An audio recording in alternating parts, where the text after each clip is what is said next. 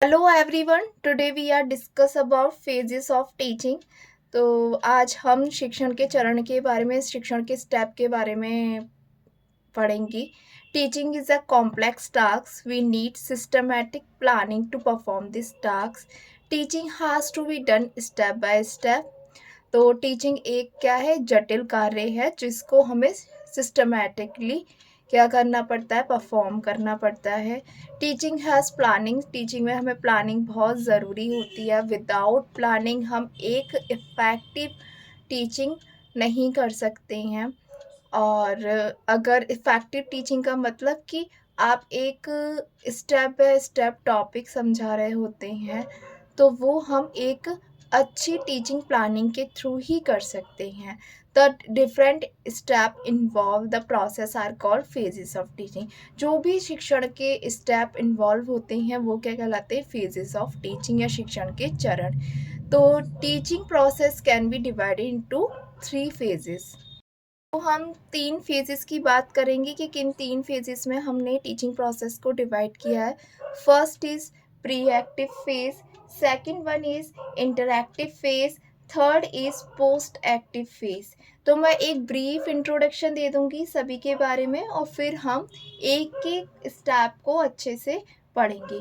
Pre active phase के बारे में बात करूँ तो इसे हिंदी में पूर्ण सक्रिय चरण कहा जाता है। ये हमारा क्लास में एंट्री होने से पहले जो एक टीचर लेसन प्लान बनाता है और क्या-क्या हमें टीचिंग एड्स यूज़ करनी है, क्या टीचिंग स्टाइल फ़ॉलो करनी है, किस तरीके से बच्चों के लिए टीचिंग को हमें ईज़ी बनाना है, इफ़ेक्टिव बनाना है और इंटरैक्टिव बनाना है, इसकी प्लानिंग हम प्री एक्टिव फ़ेज़ में करते हैं। Second one is interactive phase. तो इंटरैक्टिव फ़ेज़ के अंदर क्या होता है, when we enter the classroom, तो क्लासरूम में हमने किस तरीके से परफॉर्मेंस करी, किस तरीके से हमने अपने लेसन को प्रेजेंट किया, टॉपिक को समझाया, उसके बाद हमने किस तरीके से उसे प्रेजेंट किया, क्या टीचिंग एड्स यूज़ करे, इवैल्यूएशन के लिए हमने क्या प्रोसेस फॉलो की, ये आता है। पोस्ट एक्टिव की बात करूँ तो पोस्ट एक्टिव में फीडबैक आता है। मोस्टली क्या करते हैं, पोस्ट एक्टिव में जो भी हम टेस्ट लेते हैं उसको कंसीडर कर सकते हैं। Firstly, we are discuss about pre-active phase. It is very important step before teaching. We have to plan. So we are do teaching effectively in classroom. तो इट रेफर्स टू प्लानिंग। इसमें mostly हम क्या करते हैं, अपनी teaching की planning करते हैं। It is the phase of planning for teacher. Good planning makes the task of teacher smooth, function and successful. Before classroom teaching, a teacher has to perform many tasks. This phase include all these activities which a teacher perform before entering the class.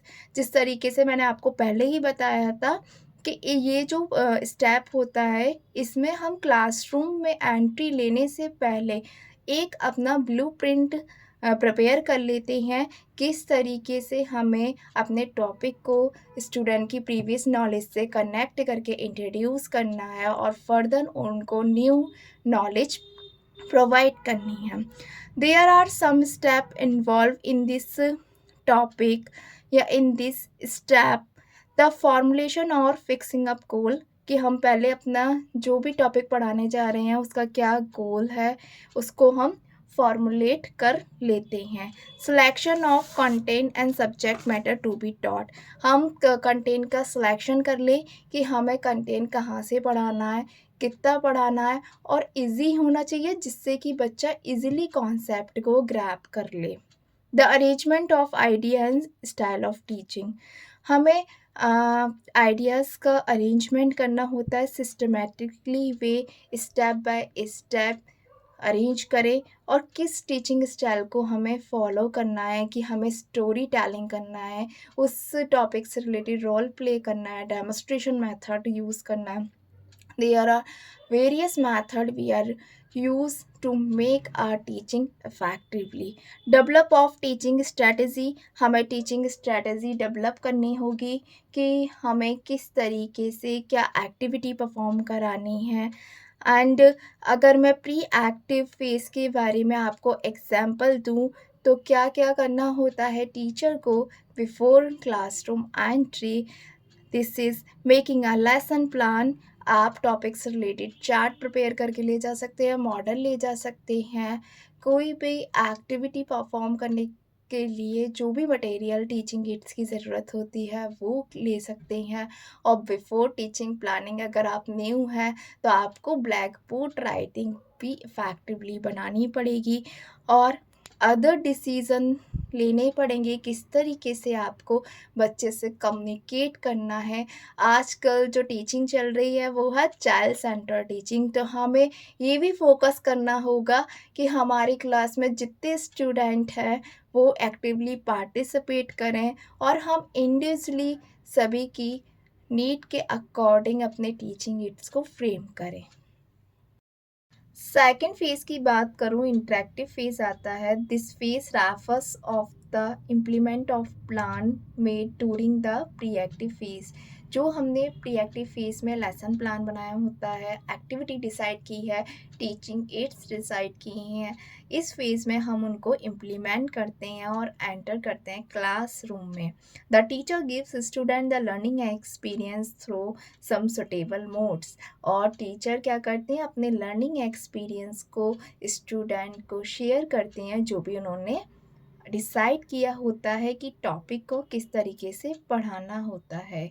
There are in some activity the teacher perform in the classroom and make the teaching very effectively and efficiently.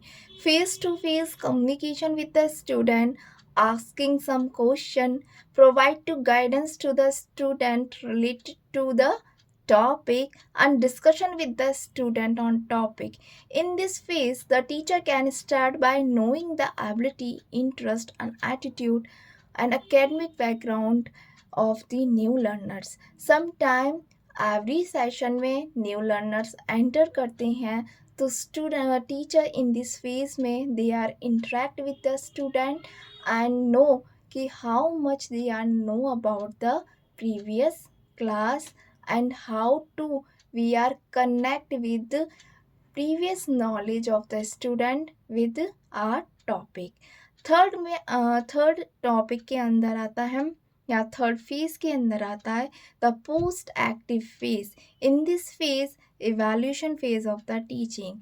जो भी हमने interactive phase में पढ़ाया होता है student को, next phase आता है कि हमें अब इवैल्यूएट करना है टीचिंग को। It arises when the teacher has left the class and try to have a look what happened in the class.